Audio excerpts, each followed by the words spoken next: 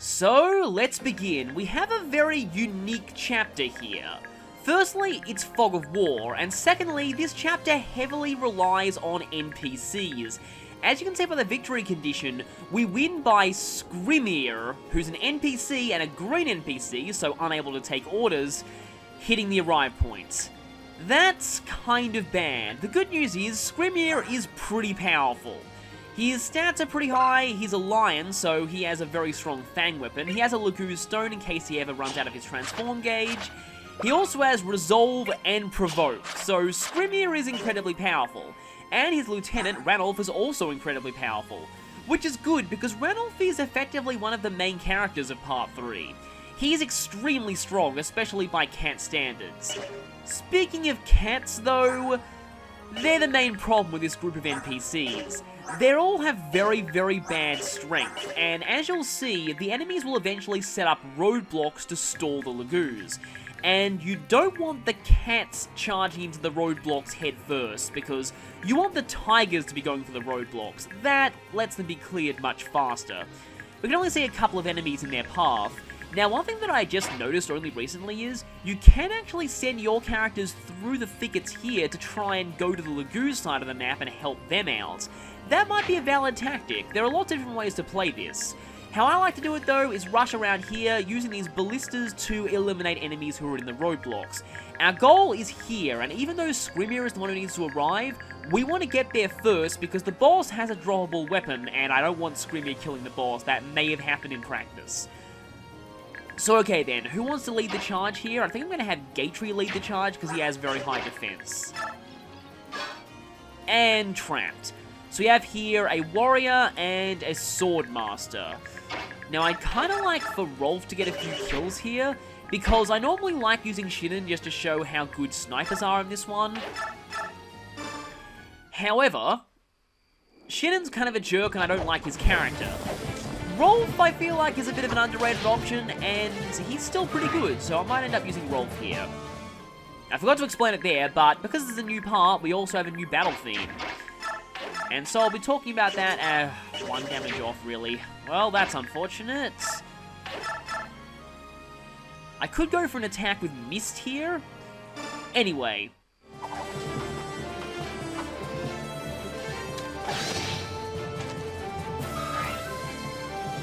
That song is called The Devoted, and if you played any of the games where Ike appears as an amiibo guest character, you'll probably be familiar with it already.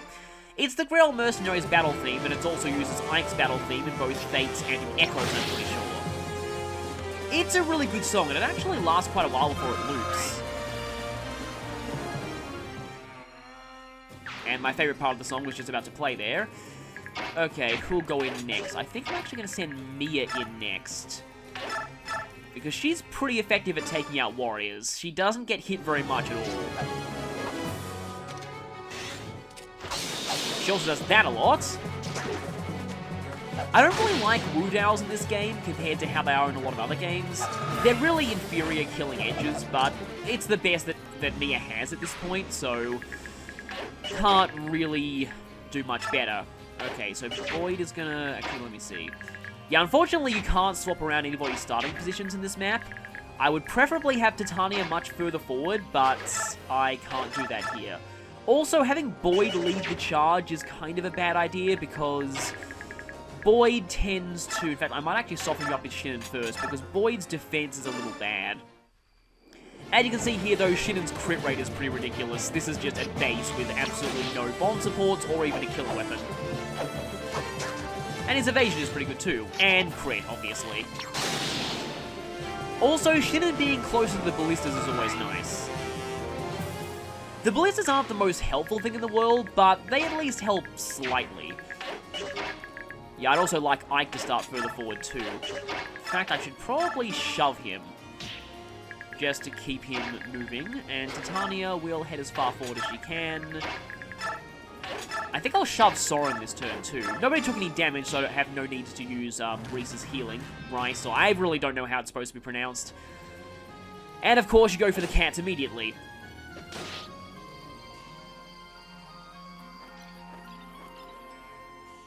Okay, there's Provoke working. If that thing had attacked Via, I might have been in trouble. I mean, she probably still would have dodged, but don't really like Mia getting hit by generals. Mia cannot do very much damage to them in return. Fire Mage. Yeah, it's a running theme. Pretty much every mage who appears in this chapter is going to be a Fire Mage. In fact, I'm pretty sure they're all Fire Mages. Obviously, the Bednion army expected to be fighting Laguz and prepared accordingly. What they didn't expect is the Grail Mercenaries. And it's our job to make them pay for that. And other phase. Oh, great. Okay, well, it's kind of a good thing for Screamer to be stalled back here, because it means that there's less chance of him killing the boss before I get there. But since Screamer has to reach the end of this map, him being stalled is usually a bad thing. Now, all 4 of these Halberdiers will definitely die on this phase. It's just a matter of how many Laguz they slow down in the process. I want at least a few Laguz to be heading forward. There is a roadblock coming up, which we won't be able to get to this phase. And that's not it. You'll be seeing the roadblock a little later. It's up in between those 2 clumps of trees, if you can get what I'm describing. Yeah, one of the warriors there is in the roadblock. Okay, there's Ranulf. Ranulf will kill pretty much everything he gets his claws on. He's pretty amazing for this point in the game, and indeed for the entirety of Part 3, he's pretty amazing. The Tigers are the best fighters. You definitely want the Tigers to be fighting here. As you can see, the enemy has set up roadblocks with Fire Mages behind them to attempt to stall the Laguz and then bombard them with their weakness. It's a pretty effective tactic, and the only way we really have to counter it is to use the Ballistas, which are a little unreliable. You can't double the Ballista, and Ballistas don't do a lot of damage. They are all killer Ballistas though, so really your main hope is to crit. Yeah, those 2 Halberdiers form the roadblock. The NPCs will also be getting reinforcements, and every NPC that survives this map is worth bonus experience, so it's worth your while to make sure as many of them live as possible. I kind of want to be heading forward as quickly as I can. Can I... Yeah, that's the annoying thing about Gatry in this. He doesn't really double a lot. So I just realized I could put Gatry here and then go for a Bond... Because I'm pretty sure Bond supports affect your Ballista crit rate too.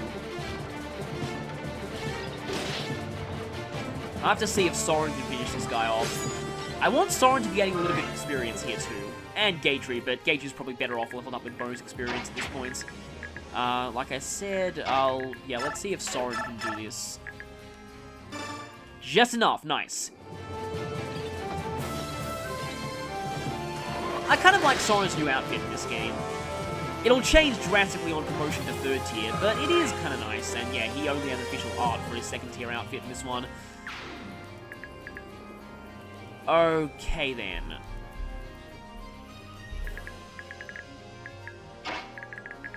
Yeah, I'd like Titani to be heading as far forward as she can, because I need to break her through quickly. I could go here just to benefit from Soren's Bond support, but I also want Ike to be heading as far forward as possible.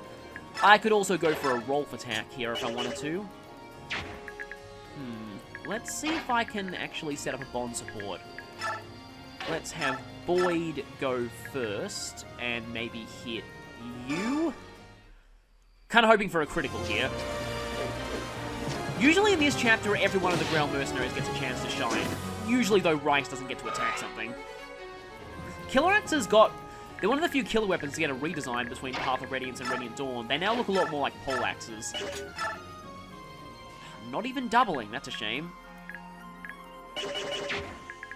Admittedly, though... No, I don't think it's effective to have Awesome go for a Bond support. So let's instead... I can go for a critical, or... Let's go for a critical on this guy. Did not get one, of course. At least Rolf still gets decent experience just from hitting things. Okay, then. Yeah, I think I'll send Ike up here to destroy this mage. And he only needs to use the Iron Sword. Finally, Ike gets to fight.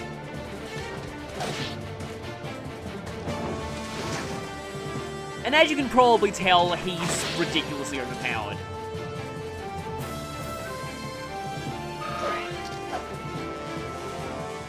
You'll be hearing this song quite a lot during Part 3, but I think it's a very good song. At least in my opinion. On Glory's Wings is great too, but I really like the Devoted. I probably like On Glory's Wings slightly more.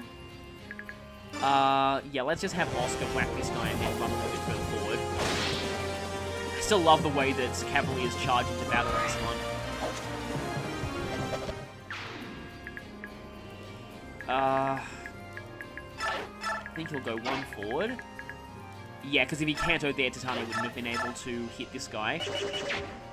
Unfortunately, not doubling you. I might have to use Mia, even though I don't like her leading the charge. Although she is pretty good at tanking, just dodge tanking. Yeah, these crits are not killing, which is why I don't really like the Wu Dao that much. It looks pretty cool, though. I always said it in her bio, but I do find that Mia suffers a lot on hard mode. She just does not hit, like, she doesn't do much damage of much worth to really anything. That's really only what I found, though. Okay, my cavalry are heading further forward. It's kind of cool you could see the ballista in that battle background, too. Speaking of the ballista, okay, before Shinnen mans the ballista, I'm going to go ahead and heal him. Not manned, I don't need that. Let's just go for regular heal. And then Mist, can you... Doesn't look like... Yeah, you can't get through, but Mist is going to head up here anyway. And now I can use this ballista. Yeah, so they are killer ballistas, and it's probably best to go for the mage, even though regardless of who I shoot, I need a critical. Did not get one. Well, it makes you a little easier to kill for the cats. Hello there, sniper. Okay, good, no 2% critical, but bad, Mia got hits. That's always the problem with Fog of War chapters. You really don't want to be rushing forward, especially not with low defense people like Mia. A cat who doesn't even double. Aren't cats great in this game? I said it in an earlier chapter, but I think the attempt that I said it in was a failure, so I didn't really get to say it on camera. But I feel like Radiant Dawn cats might be one of the outright worst classes in the entire series. Because their transform gauge is horrible, and they have horrendous strength, and the only one who's remotely decent is Ranulf, and he's actually really good, but... I mean, he's more like a tiger in a cat's body than anything else, with the speed of a cat. He's kind of like a combination of a cat and a tiger. And joy, we've hit our first traffic jam. So, speedrunners really hate this chapter for this reason. If the Lagoos get traffic jammed, there really isn't that much you can do except pray for a crit on one of your ballistas. Did not get one. So they're kind of stuck there, and if the cats go into the roadblock first, you're usually traffic jammed for a while. Thing is though, being traffic jammed here may be a blessing in disguise, because it means there's less chance of Skrymir killing the boss before I get there. Something kind of funny about Skrymir and his AI is that when he approaches the end of the map, his AI will actually start prioritizing killing enemies over ending the chapter, which is perfectly in character for him, but it's still pretty hilarious. Okay, this is kind of a problem. I'm gonna go ahead and heal Mia. So I kind of want Rolf to shoot that guy. So I'm gonna have Mia go here and attempt for a critical against this, even though she might not get it. Nope. And Mia's face on her model looks a lot better than Lucia's, so I guess they realized Lucia had non-existent availability and decided not to put much effort into her animations or battle models. Alright, Soren. I guess Soren could try for a kill here. Yeah, let's go for a Soren kill here. Obviously, this being Fog of War and there being a lot of physical enemies. There's a depth for the first time. Well, on Soren at least. I'm pretty sure Zehark's activated it a few times. In fact, I know Zehark's activated it a few times. I remember a while back he killed something that I didn't want him to kill thanks to Adept. And a coin. Oh yeah, I should mention there is a treasure in this map. It's just a coin, and it's like somewhere around here. I'm not really too bothered by it. That's kind of funny that some of the Lagoos can see through those woods up there. Alright, this is interesting now. Okay, where is Boyd gonna attack from? I mean, where's Rolf gonna attack from? I mean, alternatively, Rolf could try and shoot with the ballista. In fact, actually, Rolf could finish this guy off. That's probably better use of his time than attempting to go for the Swordmaster. Also, Mia's blocking him from being attacked. And there's another mage there, as you can probably tell. There's also another roadblock here, so the Lagoon's going to get through one roadblock only to run into another one. I guess I could show Rice fighting here. But I can also show why it's a really bad idea to have Rice fight in most circumstances. Because that happens. He gets doubled by nearly everything, and now I need to make sure that the path ahead is well and truly blocked. His battle model doesn't look bad though.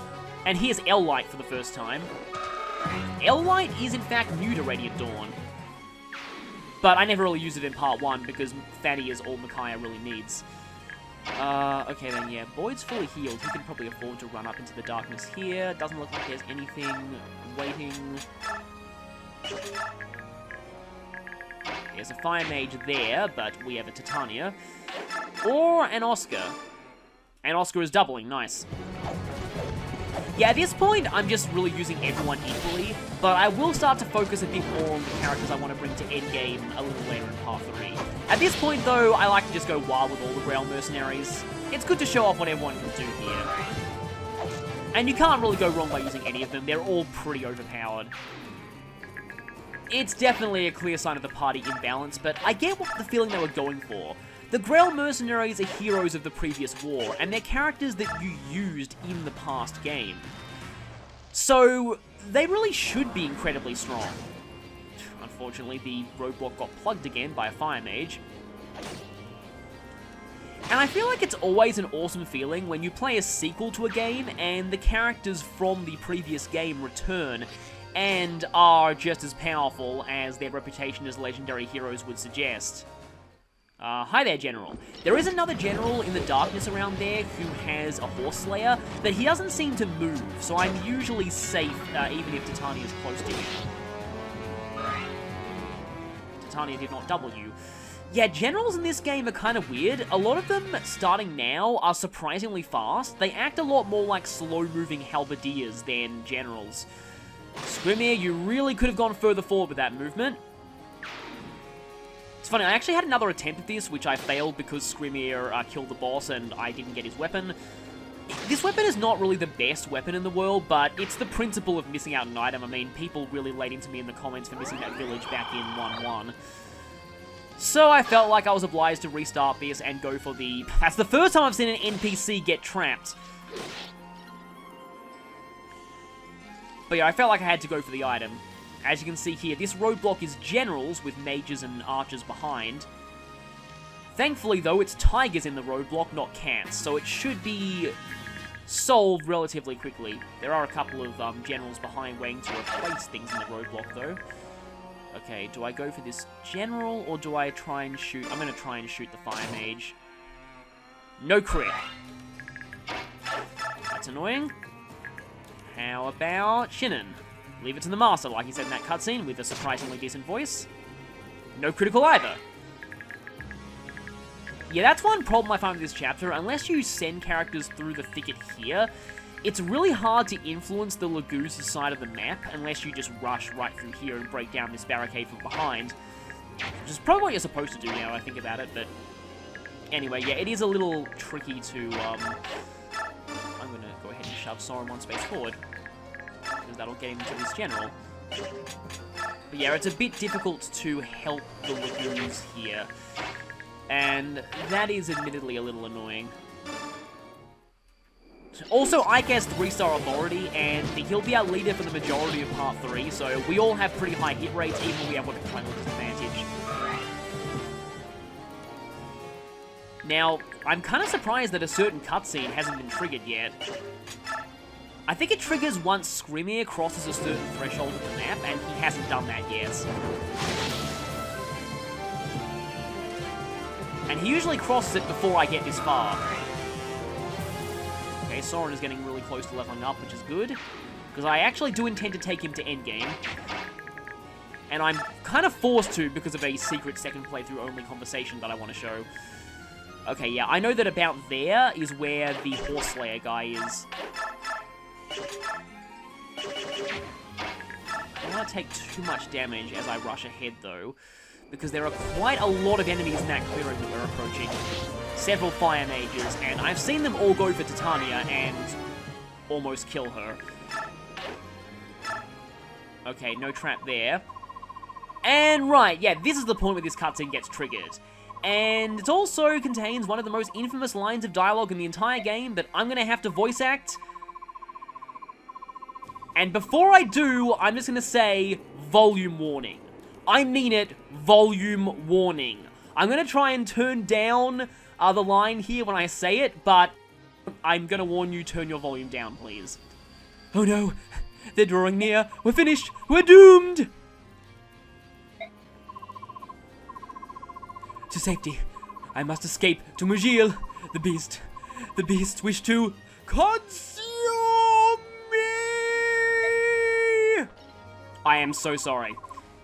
But yes, that line is a meme, and I really felt obliged to voice act that.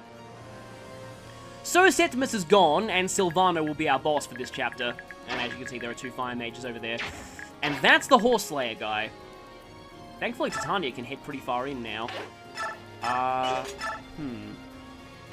Yeah, I'm gonna... should I go for you? Because if I get hit, that could be bad. Some of you might end up attacking Titania. Let's actually send Ike in first. Although Etard can't take down that guy, so let's Etard... No, let's just Iron Sword this guy, because why not? When Ike can kill things with an Iron Sword, he's gonna try and kill things with an Iron Sword. Nice dodge there.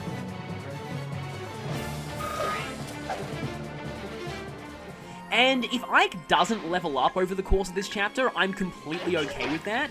Because at this point, Ike is actually better off on average being leveled up with bonus experience than by regular experience. So what I want is for Ike to end chapters close to leveling up but not quite, and then I'll cap him off with bonus experience in the base next time. Just as a preview. Okay, that's a really bad hit rate. Maybe I should go for that. Although I do find in my experience that this guy doesn't move. So I can pretty safely ignore him at this point. I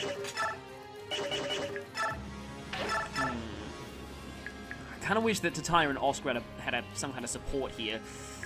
Because I would appreciate extra... Wait a minute.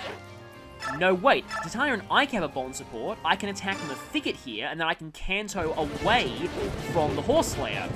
Isn't Canto great? I love how Titania just ominously twirls the axe just before he attacks. That's interesting. That's really interesting. So yeah, Counter can counter magic, and from range in this game. Oh, she really shouldn't stay there. I'm gonna have Titania go there. Like I said in her bio, Titania is a lot more susceptible to dying than you'd probably think she would be. There's no way this general can kill Mist if she goes. Just to be safe, I'm gonna have Mist go back here. I'm totally fine with you doing that, because that brings you closer to dying. Not quite dead, though.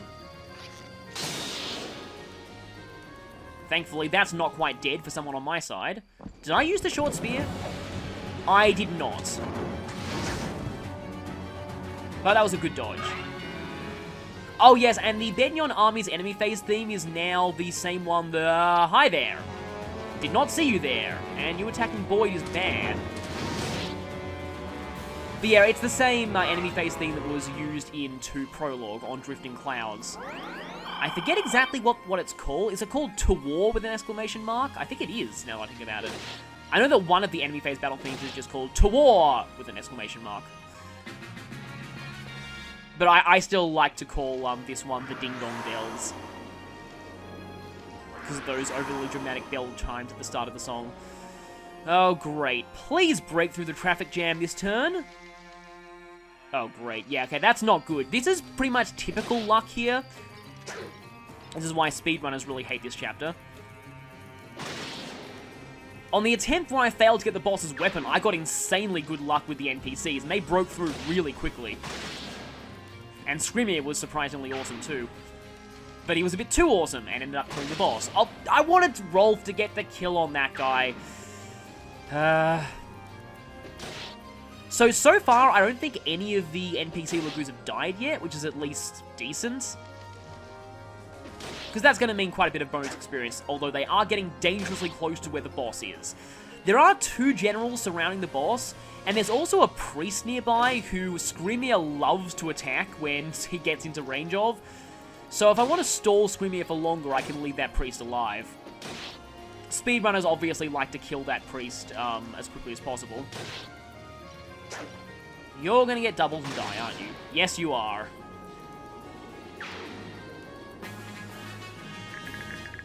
Alright.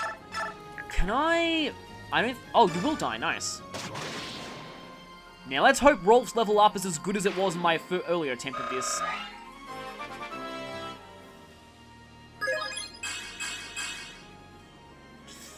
Not getting strength is kind of bad. He actually got a very, very good level up on my first attempt at this, and... I've never seen someone be in range of the ballista that way. A critical would have been nice, though. Okay, now I need to get rid of that mage. Firstly, you are going to heal your future husband, or possibly.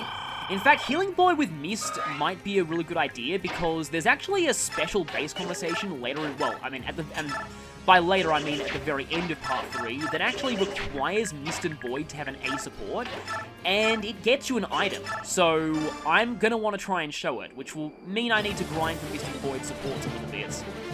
Hopefully I'll show it.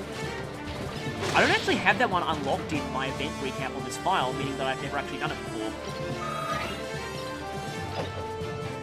I love Gatry's shield in this game. It looks so cool. Oh, right, yeah. I want Ike to be heading as far forward as he can. And here's a good demonstration of Ike's Achilles heel. He really does not like magic in this game. That makes me wonder how Ike matches up against Robin in Smash Bros. Although last I checked, Robin was pretty low tier. He was still a character that I like maining though. Well, he/she. Unfortunately, the closest thing I could get to Mary Sue was the pink color scheme for female Robin. I just thought of something that I could say, but it's kind of a tangent. I guess I can say it. I kind of always predicted that Robin would be in Smash 4, even before they got announced, but I always thought that they would have some kind of way of you being able to transfer your Robin's appearance from an Awakening save file, if you have an Awakening save file on your 3DS. Obviously, they weren't able to do that. I just thought that would be kind of cool, but like I said, they weren't able to do that. Okay, now... Yeah, here's the problem. I want Titania to head over here, and I'm pretty sure there's no enemies in that dark spot there, so she can safely head here and use a vulnerary. Unfortunately, the Lagoos are getting dangerously close to breaking through. However, Screamier is falling behind a bit, which is good for me. Oh, right, Horse Slayer. And that actually kills you, so yeah. And also... General in a thicket, no, Mia's not really going to be hurting it very much. Oh, I forgot about Soren. Soren's yet another one of those characters who has a dark color scheme, so it's easy to forget that you've moved him. But if I do this, Soren can get the finishing blow. I wish Rolf's level up was a bit better, but at this rate, he'll at least have a decent weapon for the next chapter. I wasn't originally planning on using Rolf, and then I just thought, you know what? I normally like using Shinnen, but Shinnen's a jerk, so let's use Rolf. Let's give him a chance to shine. Yeah, let's just go for Fire, because Thunder can potentially miss, even though the chances are absolutely minuscule. And still, like, I find the idea of an armored class dying to fire magic really horrifying. I think the phrase cooked alive inside their armor has been used at one point in this series. Okay, gain magic and speed, which is 2 stats that I really wanted to get. I'm pretty sure the phrase cooked alive inside their armor. I think it was Petrine who said that in the last game, although I could be wrong. Okay. These halberdiers like to just stay as a roadblock, but the enemies behind the roadblock will obviously rush in. I think actually, no, I'm going to have Mia just run in front of Void just in case someone tries to attack him. Because Void is kind of bad defensively at this point, though he does have a 50% defense growth, and you just attack straight up anyway. And that means there's nothing left for Rolf to shoot, I don't think, because I think that Fire Mage is just out of range. At least none of the Lagoos seem to have died yet, though several of them will probably be untransforming this turn. Hi, Crossbowman. Yep, called it. You, I don't think, will die. Because Titania might not even double you. Let's see. Nice dodge. Wait a minute, that's a steel great, and yeah, you're strong enough to not be weighed down by that, obviously. Because at this point in the game, weight stats on enemies just don't matter at all, because strength is so high. That is one of the downfalls of the Tellius weight system. Wow, counters it being a lot more useful here than I thought, and... Holy crap, my hit rate against you is terrible. Hello there. Please tell me there's not another Fire Mage back there. I'm getting a lot more mileage out of counter than I thought I would. Though if that had counted for one more damage, that would have been a one-shot. Yes, Titania, recall your experience fighting Balmer back in your last game, where she actually killed him thanks to counter. Just one of the few times I've seen counter ever be useful, and good, there are no more mages hiding back there. Yeah, mass de-transform! Which is kind of what I want right now, because I don't want the Lagoos breaking through too quickly. Though Screamir is still in it. Most because I haven't fought a lot of things. And yes, I can say with 100% confidence that Screamir does one round kill the boss. I know that from experience, so don't let him get to the boss before you do. I should pay more attention to these guys' transform gauges. Thankfully, the tigers don't double much. I'm saying thankfully just because I don't want to... Oh, great. Some of you might end up dying because you're untransformed. And hi, Ranulf. I think there's... Well, Ranulf might not one-round the generals, but almost everything else in the map, Ranulf just one-round kills without... Uh-oh. Well, he does have a Laguz Stone, I think. And that just shows how powerful, quote-unquote, cats are in this game. Oh. I mean, I'm pretty sure you were out of range of Rolf anyway, but I would have liked to have kept you alive for Rolf regardless.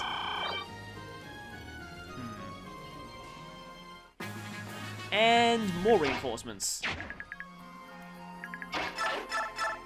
Okay, can because if Titania hits you and then runs, she won't be able to use her healing item. But I don't think Screamir will end the map this turn.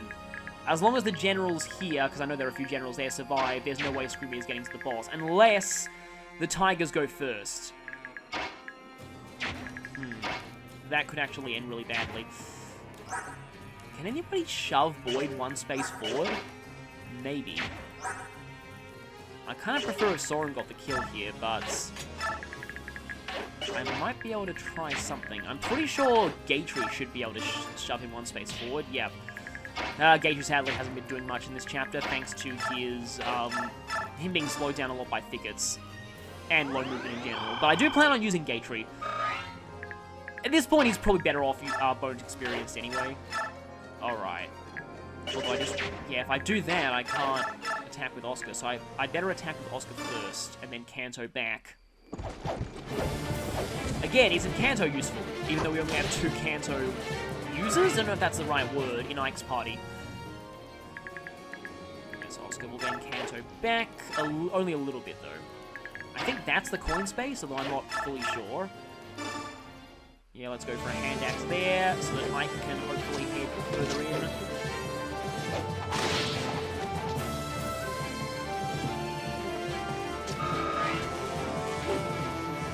Flex! Void has the same kill animation as second tier Nolan, obviously. Right, I'm gonna have to be careful that Titania doesn't end up getting ambushed, but... Oh, she can always Kanto after healing.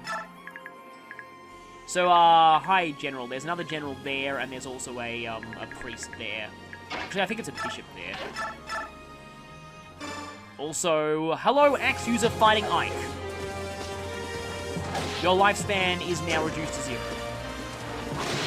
I still love the way that Poleaxe has been in this one. Especially how they're swung like that. Yeah, so, like I said earlier, I actually don't want Ike to level up here. I want him to end the map as close as possible to leveling up without actually leveling up, so I can finish off that level up with bonus experience, because like I said, on average, he'll get better games from that. Sadly, Rolf is not really going to be doing much, but he's still pretty mobile. How many bolts do I get? 2 remaining and 1 remaining. Either of you... Nope, neither of you need healing. Okay, I really... That could actually be bad.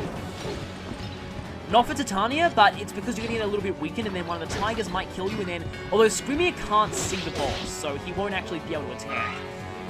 Even if he does get there. Although he will stand right in front of the boss, and that's annoying, because it will prevent me from fighting the boss apart from ranged attacks. I still think that, yeah, I'm pretty sure none of the Lagoos have died, which is good. Yeah, there's really not much risk of the Lagoos dying here, more just them being slowed down. Okay, that's the best thing I could hope for. Because your experience is going to the bonus experience pool, it's not being wasted, and I think that actually scouts out the boss for me, so I could have Ike run in there now. Yes, it does scout out the boss for me. There's an unmoved tiger, though. So the tiger could be annoying and run... He's going to do that, isn't he? Like, I'm pretty sure he's going to do that. Unless the tiger goes for the priest, let's see. Oh, you still haven't moved, I'm worried, please don't. Well, he didn't attack the boss, but he did go in front of... Please untransform so I can shove you. Okay. I might be able to salvage this. Because I really want Ike to kill that guy. How's your weight 21? There isn't much that can shove that. But I can rescue with Titania. Weird instance of rescuing an NPC, not for the sake of actually saving their life, but for the sake of getting them out of the way. Let's do that. Let's rescue you. Run back. It's like, I'm sorry, I know you want all the glory, but Ike needs to take this one. And yeah, Ike's got this, guaranteed. And then next turn the map ends, because there are no enemies in Screamier's range, and he can just hit the seize point. So let's do this.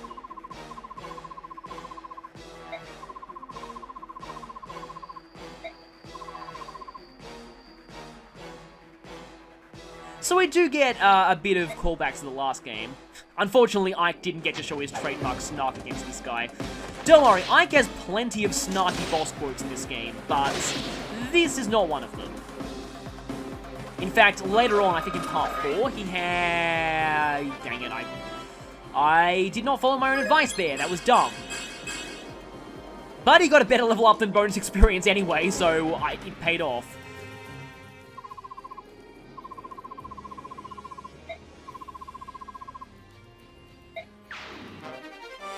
Yeah, the war is only just beginning, but for being that boss before Screamier kills him, we get a crossbow.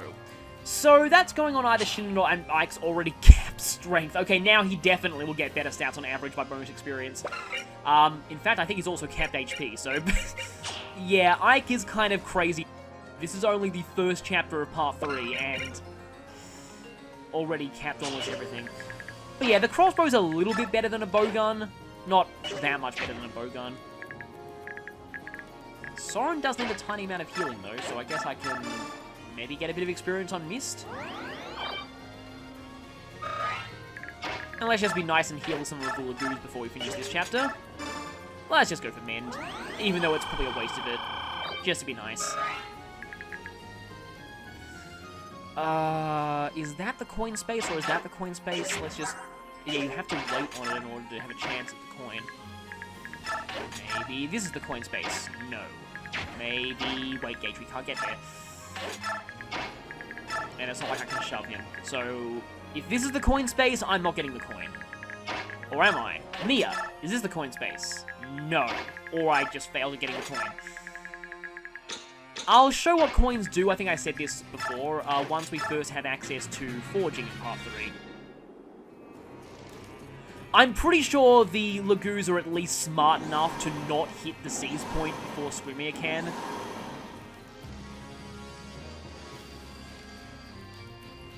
There we go, it's over now.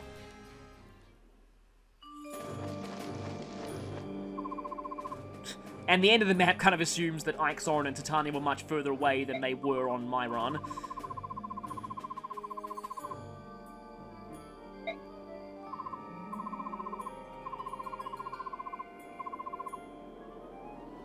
Thankfully, you didn't manage to kill the boss this time.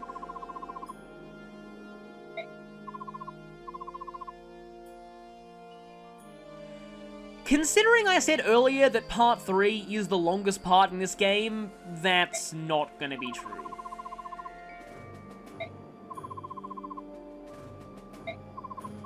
And more backstory. That would make Skrymir pretty young for a Lagoose. Even though the Beast tribe are, I think, the shortest lived of all three kinds of Lagoos, they still live longer than the average human. And it is time for the most epic, rousing speech of all time. That whole sentence was in giant air quotes.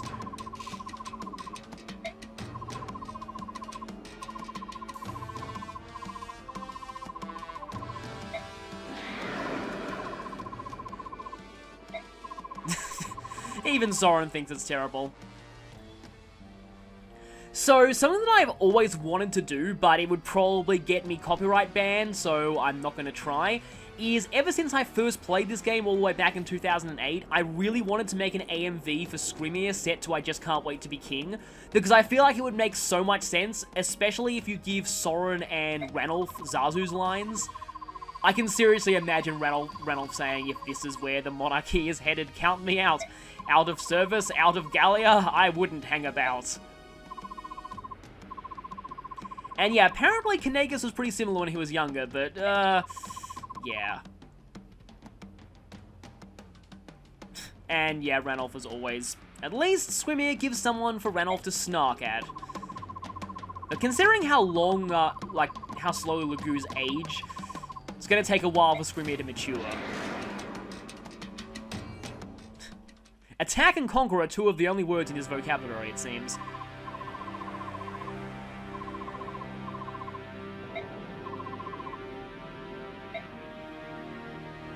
I understand why they give you this scene, but I personally feel like this scene should have happened a lot later in Part 3. It feels a little bit early to be talking about this. This scene's a lot more exposition heavy in the normal mode script, i.e. the only one we get in the English version, because it's probably made for the benefit of people who didn't play the last game. There's also a very interesting line from Soren in the extended scripts that I'm kind of sad was lost in this version.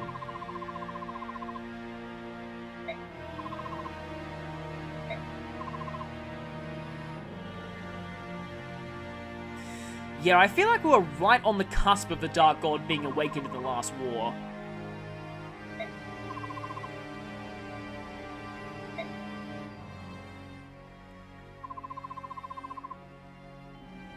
So this line, if the land is covered in war, in the extended script, Soren debates on the wording of if the land is covered in war. He speculates on whether or not it means every country in the world has to be involved in a war, or whether it just needs to be a war big enough to encompass the entire continent. It's interesting that Soren brings up questions like that.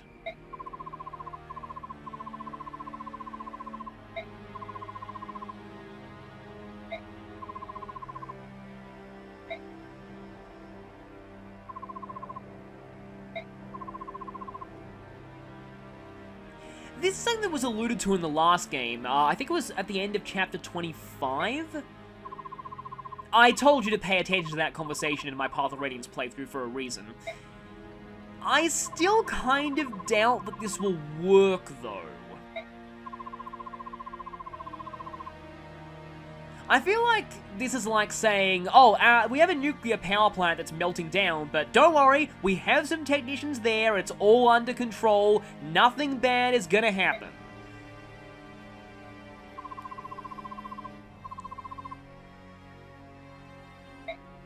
Power is right.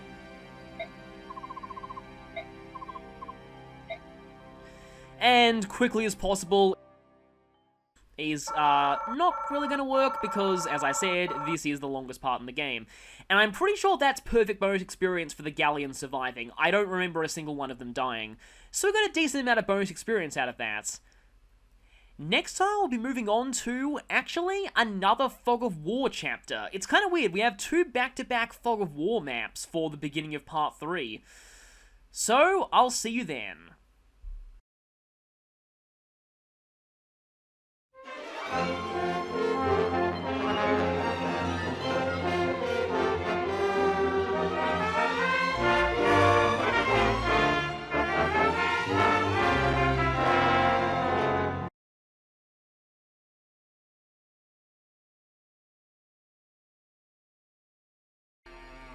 Okay, Ranulf is at least going pretty far ahead. Yeah, Ranulph was amazing. That's a running theme for this part. If a cat attacks a roadblock, chances are the Lagoo's going to be roadblocked for quite a long time. Okay, good. Screamier is going into the roadblock first. He usually doesn't do that. That is very lucky. He also took out the Fire Mage. Yeah, the Tigers do move before the cats, but this is not good because a lot of the Tigers are behind because they had to finish off some of the other enemies. Okay, well... Okay, good. The Tigers are going for the roadblock. That's very good. But there is a second roadblock. This is only roadblock number 1, and roadblock number 2 is way worse. I'm worried more about roadblock number 2. Roadblock number 2 is 2 generals with a couple of fire mages and snipers behind them. And if you get roadblocked on that, it's... Okay then. That's interesting. But yeah, if you get roadblocked on that, you can already see one of the generals now. That might have actually killed you if it had hit. The cats are being surprisingly smart, though, going for the mages, which are the few things they can actually kill.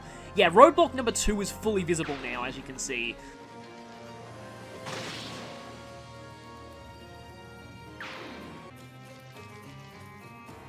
Okay, good. Screamier is going straight for the roadblocks this time. He doesn't usually do this. Now, if only Ranulph would do it too. Ranulph is also great. Uh-oh. Oh no, this could be bad because the other cats could go for the generals, and if the other cats go for the generals, then we get roadblocked here for a very long time. Okay, good, a tiger went for a general. This means I need to pick up the pace though, because if they break through this roadblock too quickly, they might kill the boss before I can get his crossbow. And Ranulph winning this roadblock, that's actually really amazing. I'm getting pretty good luck with the NPCs and the roadblocks in this attempt. Yeah, from what I've heard, the AGDQ speedrun actually got very worse than average luck with the roadblocks.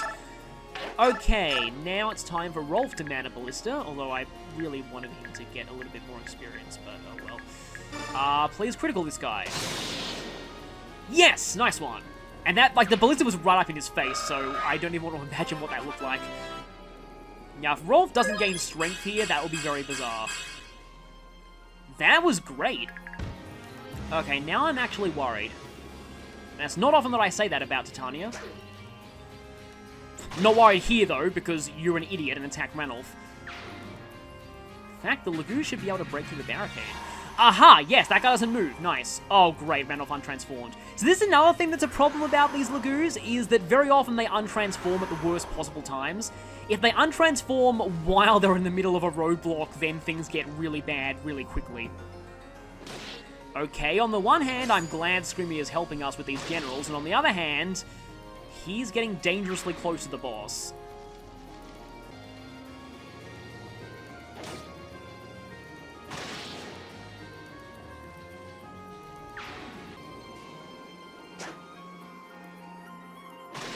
I was about to wonder if that would have killed you, but it probably wouldn't have. And that Fire Mage is definitely gone. Unless everyone starts untransforming.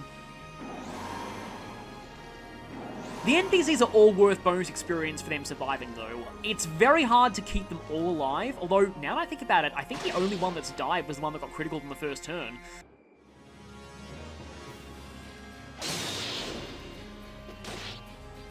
What did I say about these cats being really weak? The boss is pretty much surrounded by them. Well, actually, I'm glad for that, because it means Titania doesn't have to waste her action killing that thing. She can go for the generals, which is good, because very soon, the bot... That's actually pretty lucky. So, in a speedrun, you really want to kill that priest quickly, because Screamier loves to go for that guy, because he's, well, easy prey.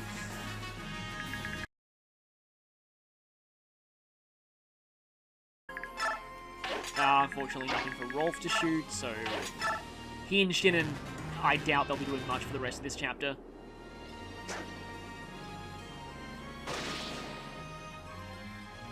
Wow. Really? He died to a punch. Oh no. Please, Screamier, don't go for the boss, because then I lose the crossbow, and I feel like Screamier's probably going to do that. That might have... That guy punching the general to death may have actually screwed me over. It's not often that I get to say that, but, oh, Screamier, please don't kill the boss. He's not moving first. What is he doing? I'm suspicious. The AI always saves moves that will screw you over until the very end, so I'm suspicious that Screamier's gonna... He did. Dang it.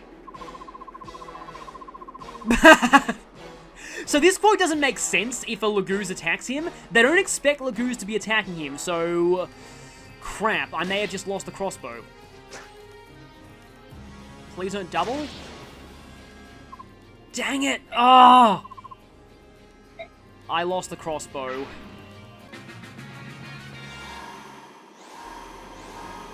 And Screamier untransformed. You know what would add insult to injury if Screamier wasted this turn just using his Laguz Stone instead of hitting the seize point? I can kind of see that happening, though. Nope, he hit the seize point and used... He used the Laguz Stone and hit the seize point. That's actually pretty funny. I would appreciate if you didn't crave blood this much, because you just cost me a crossbow, Screamier.